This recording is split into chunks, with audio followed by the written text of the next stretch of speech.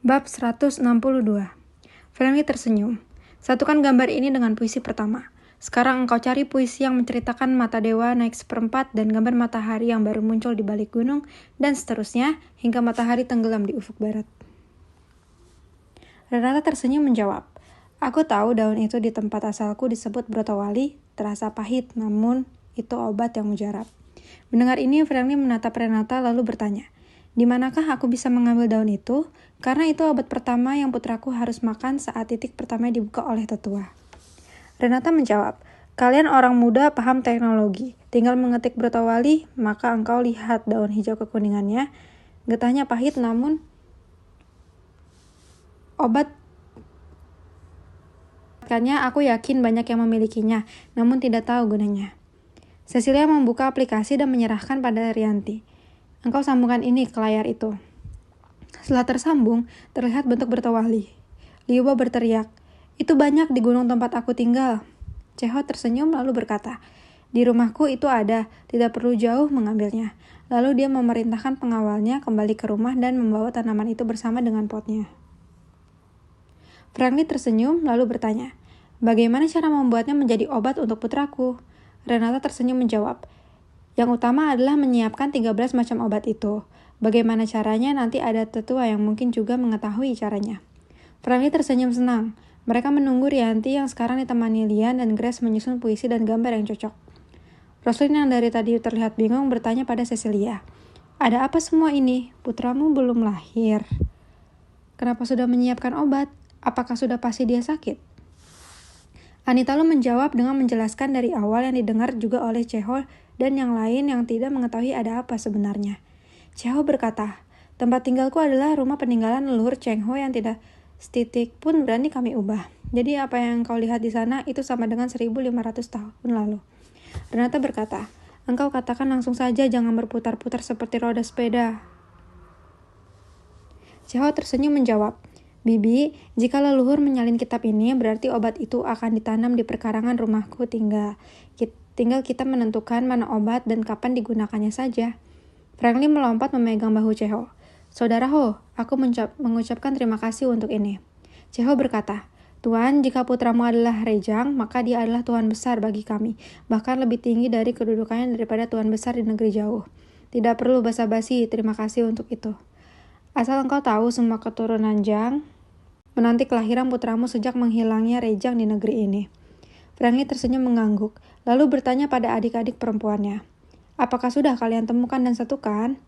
Grace menjawab, baru ditemukan hingga matahari di tengah, karena puisinya tidak selalu membawa kata mata dewa. Renata berkata, jika tidak ada mata dewa, coba perhatikan kata surya itu juga artinya matahari. Rianti tertawa menjawab, sudah aku katakan surya itu matahari, kalian tidak percaya. Setelah mengembalikan dari awal, maka mudah bagi mereka menentukan puisi yang cocok dengan gambar di mana posisi matahari. Tak lama kemudian, Rianti berkata, kakak ipar, semua sudah siap. Lalu dia menampilkan di layar hingga bisa dibaca semua orang. Ceho kembali berteriak, itu ada di rumahku, lanjut ketiga. Begitu seterusnya hingga tiba di halaman 11 semua bingung. Puisinya bisa ditebak, namun mencari bahannya itu yang sulit. Cecilia bertanya, di mana kita mencari barang itu? Bukan langka, namun tidak ada. Franky tersenyum menjawab, istriku, apakah engkau tidak menilai sejauh ini 11 obat sudah ditemukan? Hanya obat ke-11 dan ke-13 yang belum kita tahu apa dan bagaimana bentuknya. Dari 11 obat itu, tanpa bantuan saudara-saudara kita ini, kita tidak mudah menemukannya, namun Tuhan mengantar mereka ke sini. Hingga mempermudah kita dan aku yakin obat ke-11 dan 13 akan ada orang yang memberikannya. Renata menambahkan, kemudahan ini tidak kebetulan, namun Tuhan sudah mengaturnya, begitu juga masalah obat ke-11 dan 13 itu. Percayalah kata-kata suamimu dan aku juga percaya putramu itu yang menggerakkan hati orang yang memiliki bahan untuk membawanya ke sini. Cecilia bangkit dari duduknya dan memegang tangan nenek Renata sambil berkata, dan Tuhan juga mengirimmu ke sini untuk membantu kami. Aku mengucapkan terima kasih padamu dan pada kalian semua yang sudah membantu keluarga kami. Pada saat itu, dari pintu masuk Fang Long dan ayahnya. Melihat suasana yang gelap, mereka diam saja. Franky menyalakan lampu dan meminta tirai dibuka. Max Long baru saja melihat semua yang hadir dan matanya jatuh pada Renata Zhang. "Kakak, engkau berada di sini. Maafkan aku tidak menyapamu lebih dulu," kata Max Long sedikit membungkuk memberi hormat. Fang Long mengikuti ayahnya membungkuk kepada Renata Zhang. Lalu Max Long berkata pada putrinya, "Engkau tahu dia adalah bibi luarmu. Suaminya adalah sepupuku pendiri Longsol sebenarnya dan dia menyerahkannya padaku, sedangkan dia maju ke medan perang dan gugur sebagai pahlawan." Max Long lanjut berkata, "Engkau tahu itu Liu Bao suami sahabatmu. Itu adalah Ramin dan Reman. Mereka bertiga adalah saudara angkat sepupuku dan mengangkat sumpah sehidup semati. Maka sejak sepupuku gugur, mereka mengundurkan diri ke gunung." Fang Long memberi hormat pada ketiga orang itu. Max Long lanjut berkata, "Apakah sumpah itu tidak berlaku lagi hingga kalian bertiga berada di sini?" Renata menjawab, "Aku membebaskan mereka dari sumpah itu." Fang Long tersenyum. "Aku setuju, yang pergi sudah pergi, yang hidup harus terus melanjutkan perjuangannya. Aku mengucapkan selamat pada kalian bertiga." Liu Bao tersenyum menjawab, "Terima kasih, berarti kita bisa bersama-sama lagi mengamankan negeri ini." Max Long tersenyum menjawab, "Tentu kita bersama-sama mencari mati di medan perang." Pada saat itu suara Rio terdengar, "Bibi, obat ke-13 tidak perlu dicari karena itu tulang sumsum belakang tetua yang dimasukkan. Sedangkan obat ke-11 itu adalah ular laut yang sudah membatu dan memiliki mustika di ujungnya berwarna hijau tua. Paman dulu pernah mendapatkan benda itu sewaktu perjalanan menuju Mekah. Coba engkau ingat-ingat di mana engkau menyimpannya." Renata tersenyum lalu menjawab, "Aku ingat, dan benda itu ada di tempatku." Franklin berkata, "Apakah engkau tidak mau bergabung di sini?" Rio menjawab, "Aku sedang memasak. Engkau boleh turun jika mau merasakan masakanku." Franklin menjawab, "Aku turun sekarang." Lalu dia meninggalkan ruangan. Julian dan lain-lain yang belum mengetahui ada orang lain bertanya pada Renata.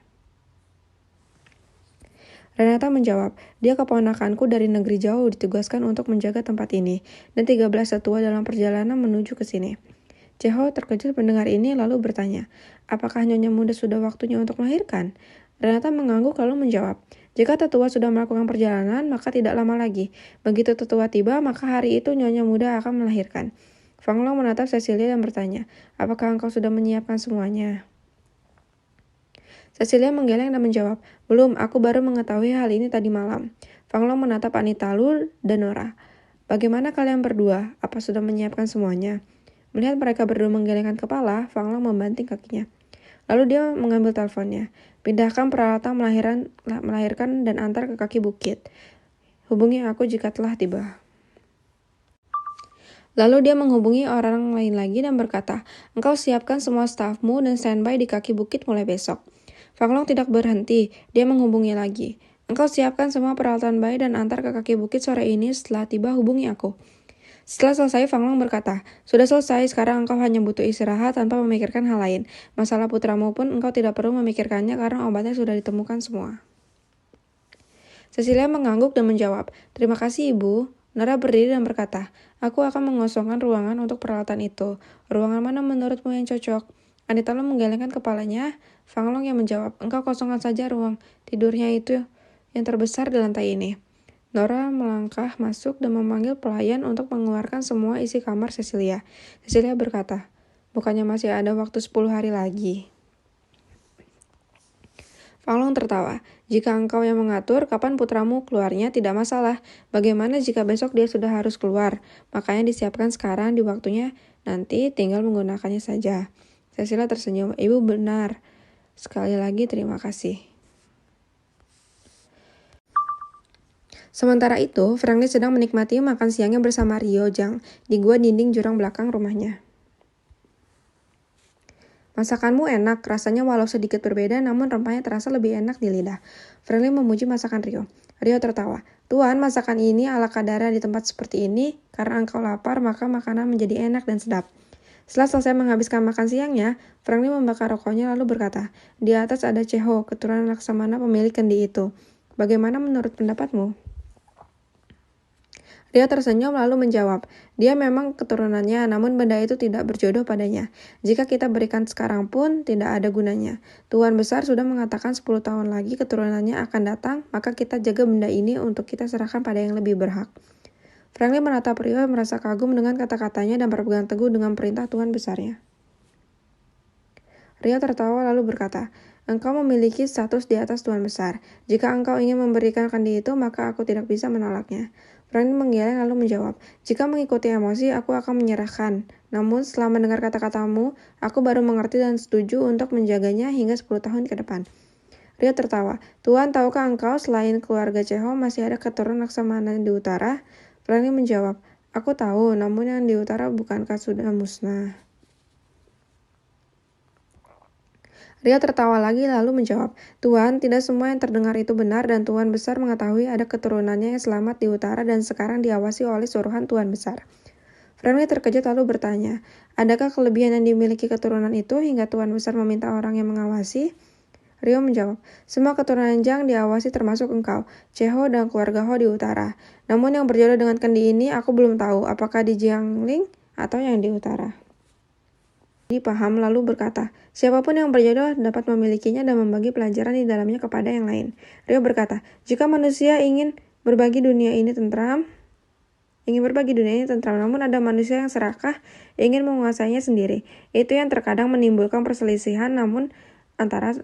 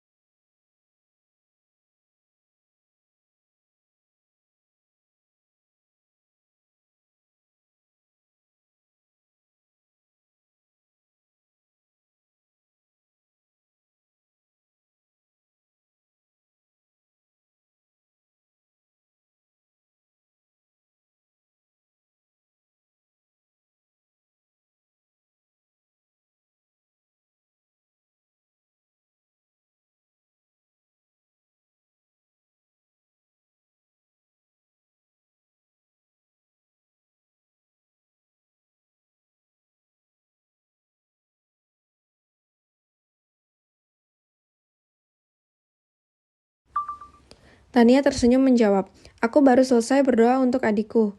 Franklin mengelus kepalanya. "Terima kasih, mari kita mandi sebentar. Lagi waktunya makan malam."